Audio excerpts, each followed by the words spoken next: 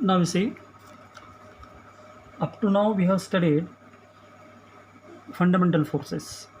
In that we have seen gravitational force, then electromagnetic force, then strong nuclear force and weak nuclear force. So all these four forces are fundamental forces. These forces are created by nature. Human beings are not at all creating these forces. What the difference between the fundamental forces and the other forces, that if you take the example of electricity is not the fundamental force, or electricity energy is not the fundamental energy, because it is created by the human beings. Okay, fundamental forces are those forces which are created by the nature itself. Okay, human beings are not at all having any effect, or they are not giving any type of changing into that particular field. Now these are all the things what is there in the physical world. Now today we are going to study the new topic, that is law and theory. What do you mean by law? Law किसे कहते हैं? जैसे universal gravitational law है, फिर you take the example of Gay Lussac's law, chemistry में भी हम पढ़ते हैं, फिजिक्स में भी लॉ है. तो what is the difference, what is the main purpose? Law किसे कहते हैं, थियरी किसे कहते हैं? You see, this law is the statement of happenings in the nature. Law क्या है? जो भी नेचर में होता है उसके बारे में साइंटिस्ट ऑब्जर्व करते हैं, एक्सपेरिमेंट करते हैं और वो देते हैं. जैसे सर आइजैक न्यूटन ने दिया था, एप्पल जब नीचे गिरा तब उन्होंने ऑब्ज़र्व किया कि एप्पल नीचे क्यों गिरा, वो ऊपर क्यों नहीं गया. तब उनके दिमाग में आया कि एप्पल जो नीचे गिरा वो किस वजह से गिरा, उसमें कुछ रीज़न होना चाहिए कि एप्पल नीचे गिरा. सेम वक्त समय में एप्पल ऊपर जाना चाहिए था, ऊपर क्यों नहीं गया, वो नीचे ही क्यों गिरा. तो ये ऑब्ज़र्वेशन सर आइजैक न्यूटन ने किया और उसके बाद रेगुलरली ऑब्ज़र्व करते रहे, रेगुलरली एक्सपेरिमेंट करते रहे और उसके बाद उन्होंने ये यूनिवर्सल लॉ ऑफ ग्रेविटेशन दिया. Okay, so already in the 10th हमने पढ़ लिया है what is the universal law of gravitation. What is the law of gravitation? It is the force of attraction between the two bodies of masses, different masses. Okay, so how much amount of force is there? Gravitational force is equal to product of the two masses and inversely proportional to the square of the distance between them. तो ये जो force मिला हमको, ये कहाँ से मिला? Sir Isaac Newton ने बताया, मगर ये जो लॉ था ये ऑलरेडी प्रेजेंट था यूनिवर्स में. This law was already present. Apple इससे पहले भी गिर रहे थे, अभी भी गिरते हैं. तो जो भी चीज़ है अगर हम ऊपर फेंकेंगे तो क्या होगा, नीचे आएगा. ओके, तो ये जो नीचे आने का जो कंडीशन है इसे कहते हैं ग्रेविटेशनल फील्ड और it is called as what, gravitation.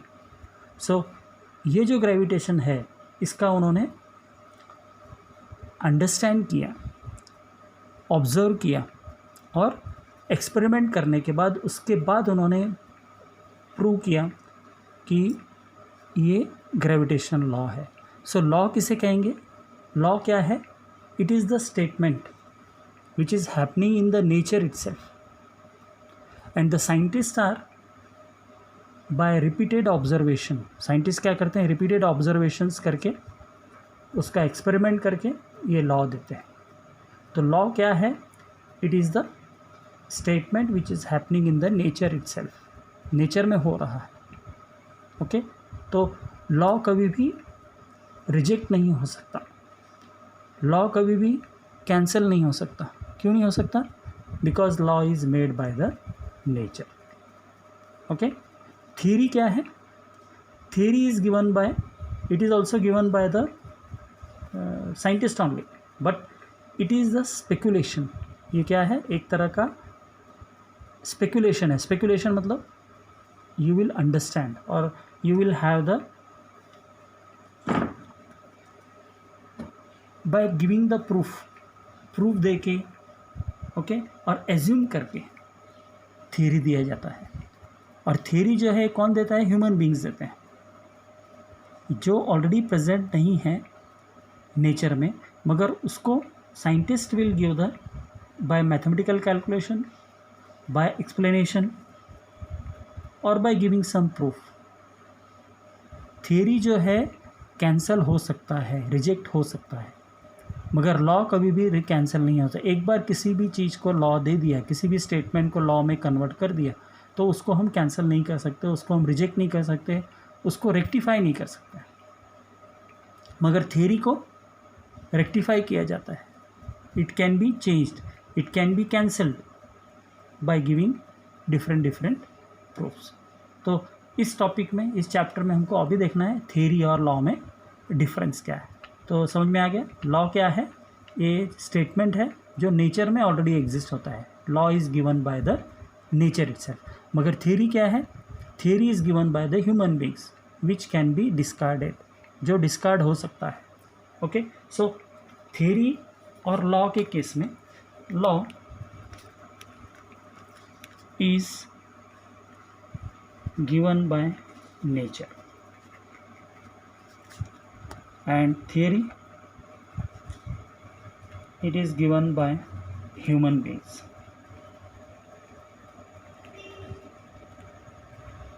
Okay, so ये दो चीज़ें हैं थ्योरी और लॉ के केस में। Law is given by the nature and this law never fails. Law कभी भी फेल नहीं हो सकता है। एक बार किसी साइंटिस्ट ने जो लॉ दे दिया है, अभी ये अलग बात है कि इसको यूनिवर्सल लॉ क्यों कहते हैं, तो वो भी हमने देखा था परसों के दिन कि ये ग्रेविटेशन लॉ मैक्रोस्कोपिक कंपोनेंट को भी एप्लीकेबल है और माइक्रोस्कोपिक कंपोनेंट को भी एप्लीकेबल है। जैसे मैक्रोस्कोपिक कंपोनेंट मतलब कैसे? सन, प्लैनेट हो गया, ये हो गया मैक्रोस्कोपिक कंपोनेंट। और स्ट्रक्चर ऑफ एन एटम के अंदर इलेक्ट्रॉन्स क्या है? न्यूक्लियस के चारों तरफ घूमता है, तो वो क्या हो गया? वो क्यों घूम रहा है, किस वजह से घूम रहा है? Because of the gravitational force. तो this is called as the, this law is applicable for the macroscopic component and microscopic component, and because of that this is called as a universal law of gravitation. इसके बाद आता है physical law, nature of physical law. अब ये physical law means what?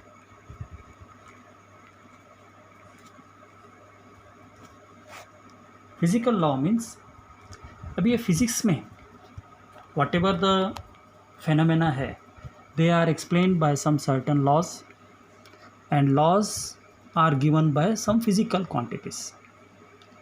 अब scientist ने क्या किया है? दे हैव ऑब्जर्व दैट कुछ quantities will change after various forces acting on it. Some quantities क्या है?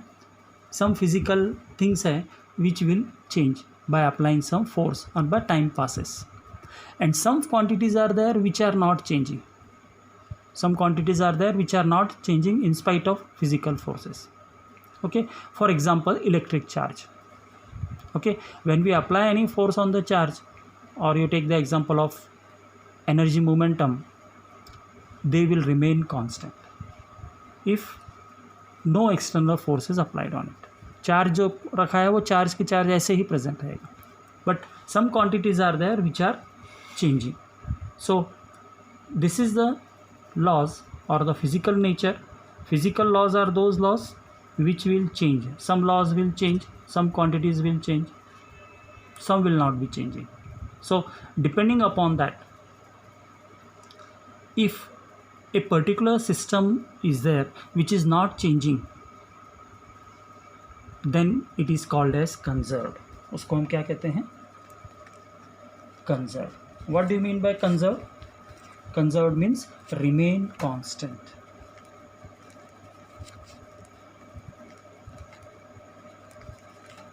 Clear? So physical laws में अभी हमको important चीज पढ़ना है conserved के बारे में, conservation के बारे में. Okay? और next is the isolated system. Isolated system किसे कहेंगे? जो system बाहर रखा हुआ है. Okay? System के बाहर रखा हुआ है, जो change नहीं हो रहा है. That is called as an isolated.